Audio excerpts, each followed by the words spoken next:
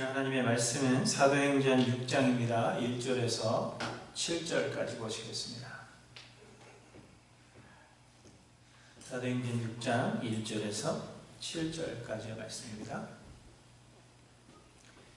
함께 한 목소리로 계신 곳에서 읽도록 하겠습니다. 1절부터 읽습니다. 그때 제자가 더 많아졌는데 헬라파 유대인들이 자기의 과부들이 매일의 구제에 빠짐으로 히브리파 사람을 원망하니 12사도가 모든 제자를 불러 이르되 우리가 하나님의 말씀을 제쳐놓고 접대를 일삼는 것이 마땅하지 아니하니 형제들아 너희 가운데서 성령과 지혜가 충만하여 칭찬받는 사람 7을 택하라. 우리가 이 일을 그들에게 맡기고 우리는 오로지 기도하는 일과 말씀 사역에 힘쓰리라 하니 온 무리가 이 말씀을 기뻐하여 믿음과 성령이 충만한 사람 스데반과 또 빌립과 브로고로와 니가노르와 디몬과 바메나와 유대교에 입교했던 안디옥 사람 니골라를 택하여 사도들 앞에 세우니 사도들이 기도하고 그들에게 안수하니라. 하나님의 말씀이 점점 왕성하여 예루살렘에 있는 제자의 수가 더 심히 많아지고 허다한 제사장의 무리도 이 도에 복종하니라.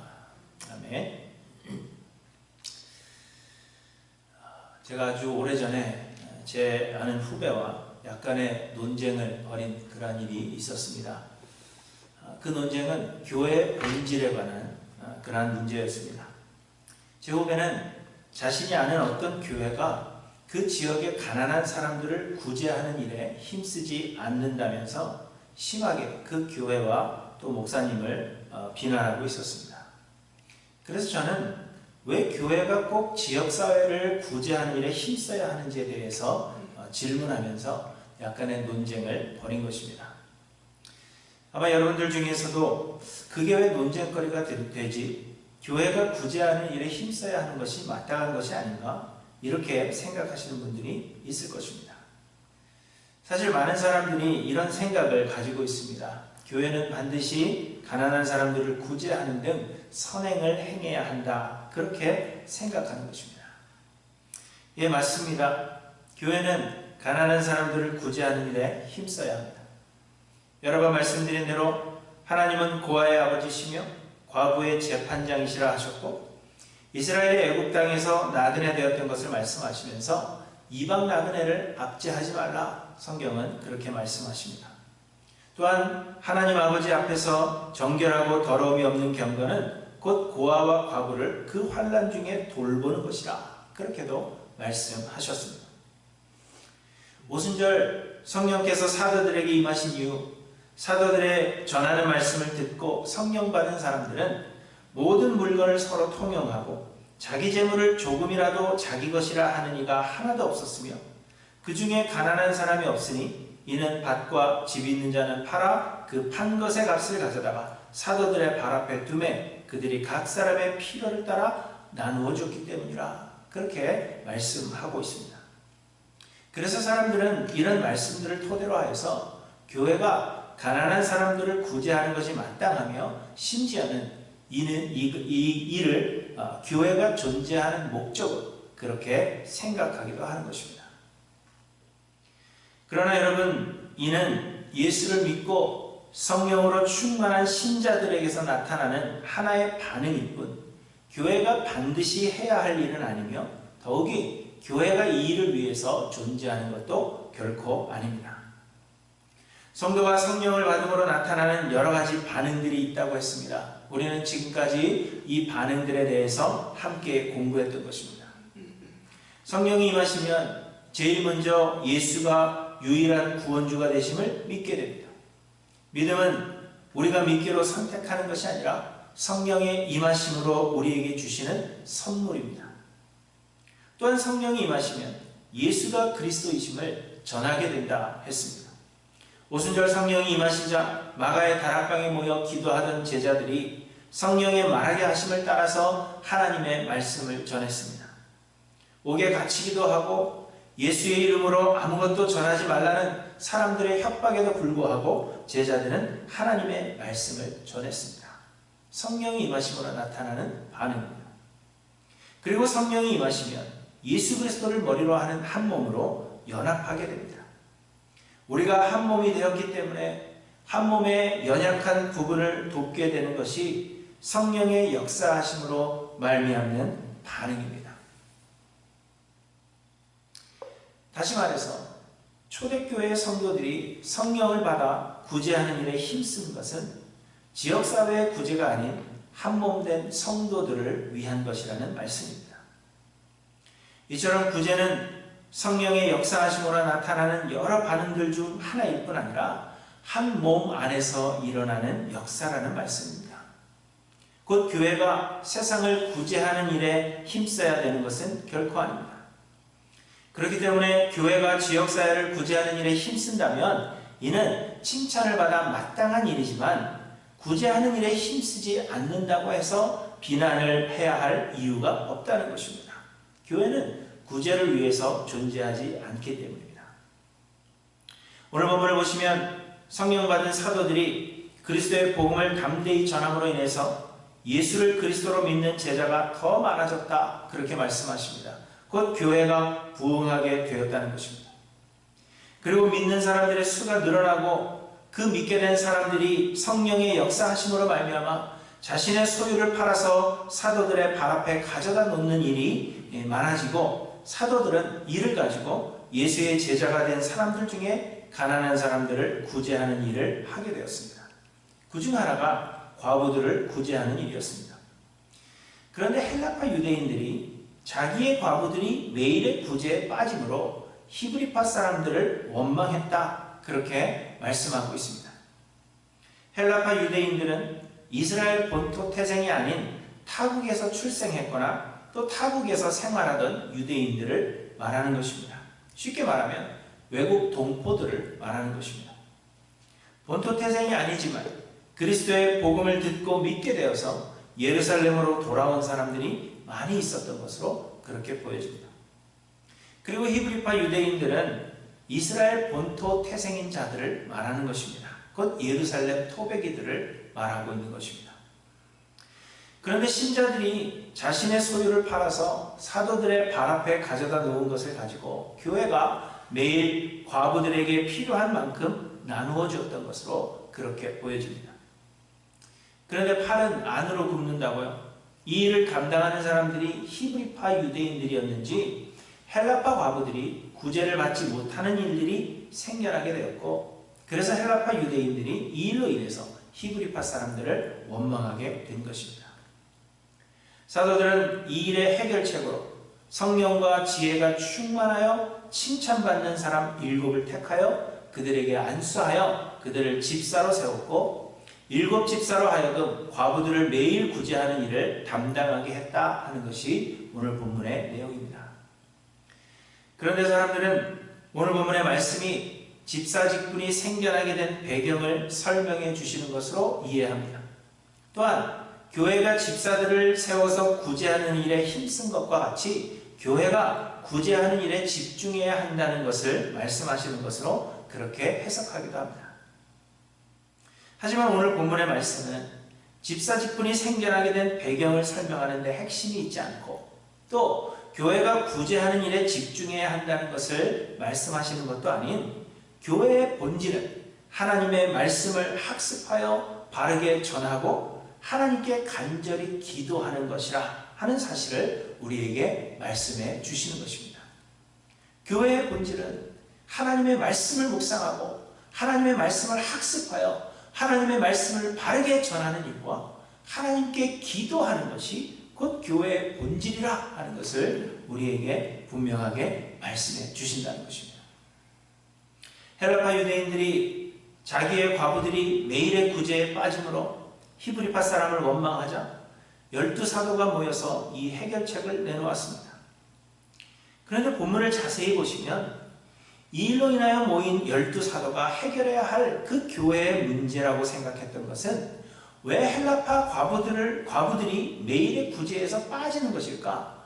어떻게 하면 한 사람도 빠짐없이 이 구제를 받을 수 있게 할 것인가? 그것이 문제가 아니라 우리가 하나님의 말씀을 제쳐놓고 접대를 일삼는 것이 마땅한가 하는 것의 문제를 생각했다는 것을 볼 수가 있습니다. 그 사도들이 하나님의 말씀을 묵상하고 학습하며 가르치는 일에 전념하지 않고 성도들을 구제하는 일에 신경 쓰는 것이 옳지 않다는 결론을 내렸다는 것입니다. 그래서 2절에 보시면 12사도가 모든 제자를 불러 이르되 우리가 하나님의 말씀을 제쳐놓고 접대를 일삼는 것이 마땅하지 아니하니 이렇게 말씀하고 있습니다.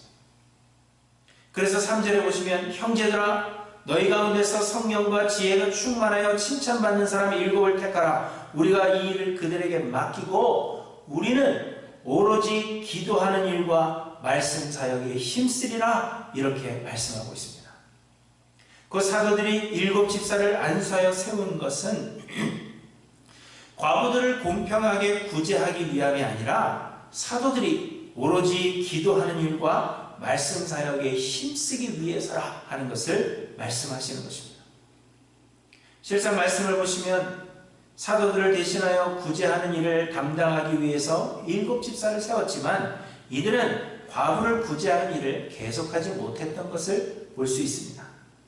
말씀을 계속해서 보시면 7 집사를 세워 서원출하여 세운 후에 7 집사 중 한 사람이었던 스데반 집사님이 순교하는 일이 발생하였고 이 이후에 믿는 자들에 대한 핍박이 심해지자 예루살렘에 있던 성도들이 여러 지역으로 흩어지게 되었다 하는 것을 볼 수가 있습니다. 구제하는 일을 위해 세움을 입었지만 정작 구제하는 일을 계속하지 못했습니다. 이는 구제하는 일이 교회의 존재 목적도 또한 본질도 아니라 하는 것을 우리에게 말씀해 주시는 것입니다. 대신에 교회가 힘쓸 일은 하나님의 말씀을 묵상하고 학습하며 그 말씀을 바르게 전하는 것입니다. 그리고 하나님께 간절한 마음으로 기도하는 일에 전념해야 한다는 것입니다. 이것만이 교회가 반드시 해야 하는 일임을 오늘 본문이 우리에게 말씀해 주시는 것입니다. 여러분, 구원은 오직 하나님의 은혜입니다. 이는 우리의 그 어떤 것도 구원을 얻을 조건이 되지 못한다는 것입니다. 구원은 하나님의 조건 없는 선택하심에 의한 것이요 거부할 수 없는 하나님의 은혜입니다. 하나님께서 구원하시기로 작정하신 자들을 하나님의 때에 하나님께서 구원하시는 것입니다. 그런데 하나님은 성령을 통해서 우리의 구원을 이루십니다. 곧 하나님께서 구원하시기로 예정하신 자들에게 하나님의 때가 되면 성령을 보내주시는 것입니다. 성령이 임하시면 성령이 우리 안에 역사하심으로 말미암아 우리의 모든 죄를 회개하게 하시며 우리의 구원의 주가 되시는 예수 그리스도를 믿게 하십니다. 그래서 믿음은 우리의 것이 아니라 하나님께서 성령을 통하여 주시는 선물입니다. 그런데 우리는 영이신 하나님을 볼 수가 없고 또한 하나님께서 보내신 성령님을 볼 수가 없습니다. 그래서 우리 안에 성령이 임하셨는지 우리가 구원을 받았는지 그것을 우리의 눈으로 확인할 수가 없는 것입니다. 그러나 우리에게 예수가 유일한 그리스도 되심에 대한 믿음이 있다면 우리는 그 믿음으로 우리가 구원의 은혜 받았음을 확인하게 되는 것입니다. 왜냐하면 믿음은 성령을 통하여 우리에게 주시는 하나님의 선물이기 때문입니다. 성령으로 아니하고서는 누구든지 예수를 주시라 할 수 없느니라 성경은 우리에게 분명히 말씀하십니다. 그리고 여러분, 이 믿음은 우리를 구원하시는 도구일 뿐만 아니라 이 험한 세상을 살아갈 힘이 되시며 우리의 구원을 이루는 그날까지 우리로 인내하게 하시는 원동력이 되는 것입니다.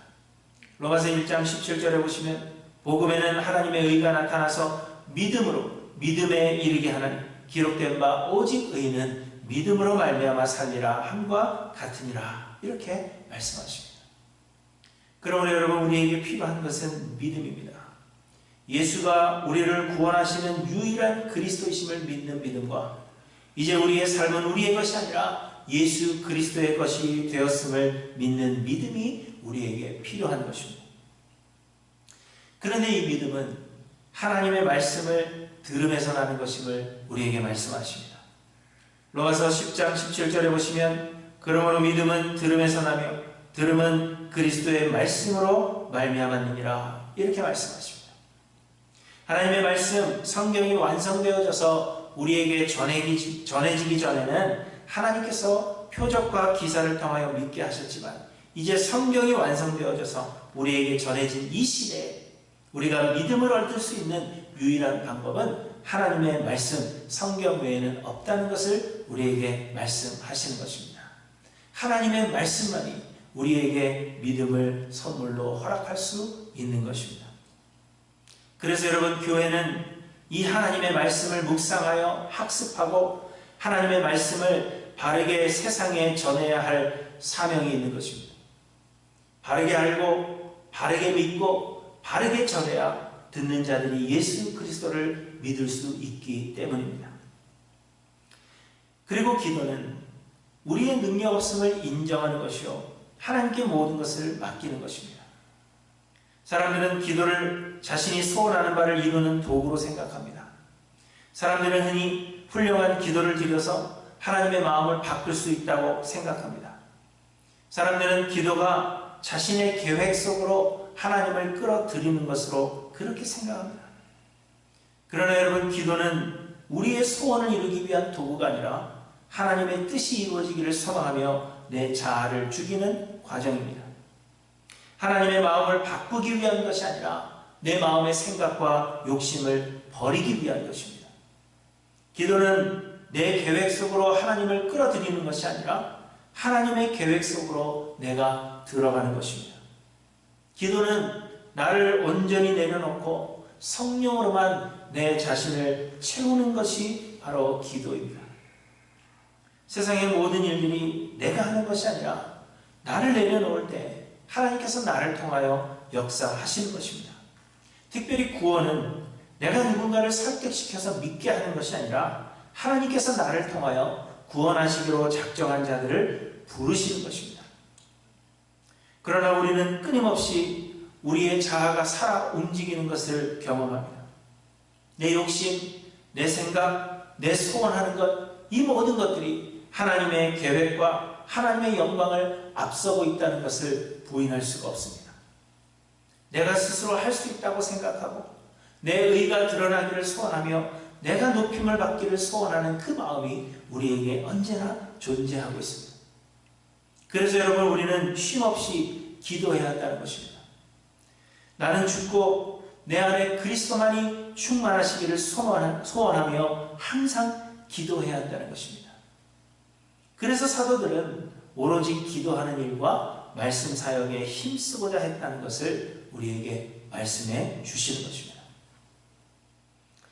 그랬더니 오늘 보면 7절에 보시면 하나님의 말씀이 점점 왕성하여 예루살렘에 있는 제자의 수가 더 심히 많아지고 허다한 제사장의 무리도 이 도에 복종하니라, 이렇게 말씀하십니다.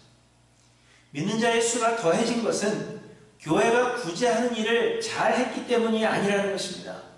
사도들이 오로지 기도하는 일과 말씀 사역에 힘썼더니 하나님의 말씀이 점점 왕성하여져서 제자의 수가 더 심히 많아진 것이라 우리에게 분명하게 말씀하고 있는 것입니다. 그런데 여러분, 여기서 주목할 것은 허다한 제사장의 무리도 이 도에 복종했다는 것입니다. 제사장의 무리가 누구입니까? 제사장의 무리라는 것은 사두개인들을 의미하는 것입니다. 사두개인들은 부활을 믿지 않는 자들로서 베드로가 예수 그리스도의 복음을 전할 때 예수 안에 죽은 자의 부활이 있다고 가르친다고 해서 제일 처음 베드로와 사도들을 핍박했던 사람들이 바로 이 사두개인들, 제사장들입니다. 사도행전 4장에 보시면 사도들이 백성에게 말할 때 제사장들과 성전 맡은 자와 사두개인들이 이르러 예수 안에 죽은 자의 부활이 있다고 백성을 가르치고 전함을 싫어하였다, 그렇게 말씀하고 있습니다. 그런데 그때 그 사람들이 결국은 이 도에 복종했다는 것입니다. 이처럼 심하게 반대하던 사람들까지도 굴복하고 믿게 하는 것은 구제하는 것과 같은 우리의 선한 행위나 감동을 주는 어떤 말이나 행위가 아니라 하나님의 말씀과 기도뿐이라 하는 것을 우리에게 말씀해 주시는 것입니다.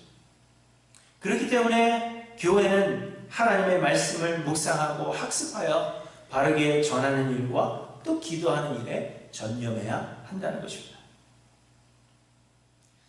그러나 실상 현대의 교회와 교인들은 말씀과 기도에 전념하지 않습니다. 교회가 무엇을 믿고 무엇을 가르치는지에 관해서는 관심이 없습니다. 그저 교회가 무엇을 하는지, 교회를 통해서 얻을 수 있는 현실적인 이익이 무엇인지에 더 많은 관심을 가질 뿐입니다.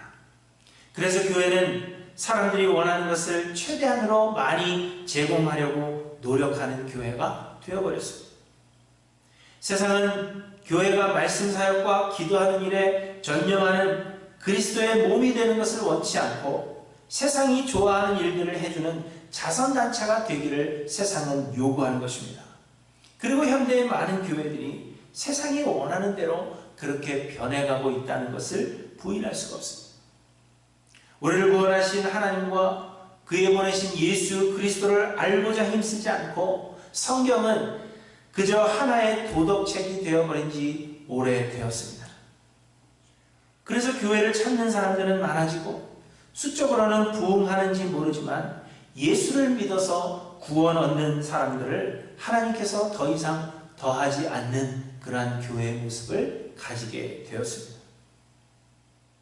세상은 교회가 말씀 사역과 기도하는 일에 전념하지 못하도록 끊임없이 공격합니다. 왜냐하면 그래야만 믿고 구원 얻지 못하도록 막을 수 있기 때문입니다.